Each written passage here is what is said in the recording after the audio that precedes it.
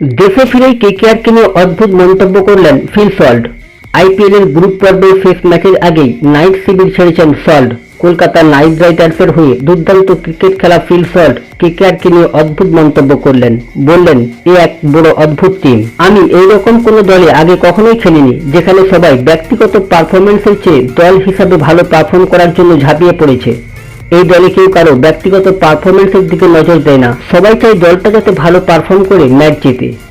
গৌতম গম্ভীরকে নিয়ে সল্ট বলেন, প্লেয়াররা যে যতই ভালো খেলুক না কেন গৌতম গম্ভীর ব্যক্তিগত পারফরমেন্সে নয় দলগত পারফরমেন্সে বিশ্বাস করেন।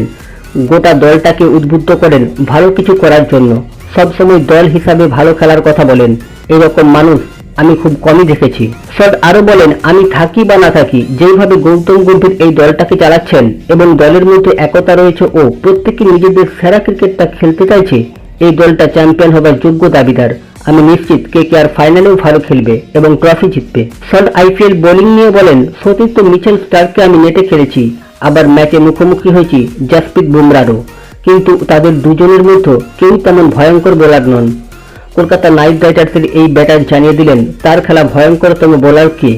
ফিল সল্ট বলেছেন, আমি যাদের বিরুদ্ধে খেলেছি তাদের মধ্যে ভয়ঙ্করতম বোলার হলেন জোফরা আর্চার। ওর গতি ও বাম্পস আমায় খুব সমস্যায় ফেলতো। ওর বোলিংয়ে চোরা গতি আছে, আপনি বোঝার আগেই বল শরীরে এসে লাগবে। এত ভয়ঙ্কর কোনো বোলার আমি দেখিনি। তো ফ্রেন্ডস, সল্টের এই মন্তব্যে আপনার মতামত কি অবশ্যই কমেন্ট করে জানাবেন। আপনাদের একটা লাইক ও কমেন্ট আমাদের আরো মোটিভেট করে এই ধরনের নতুন নতুন ভিডিও বানাতে।